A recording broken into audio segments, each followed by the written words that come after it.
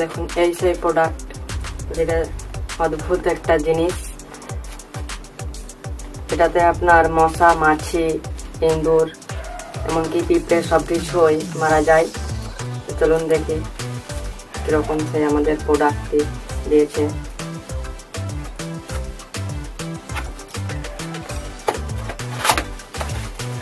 প্যাকেজিংটা খুব সুন্দর করে দেওয়া আছে। ও কি সুন্দর!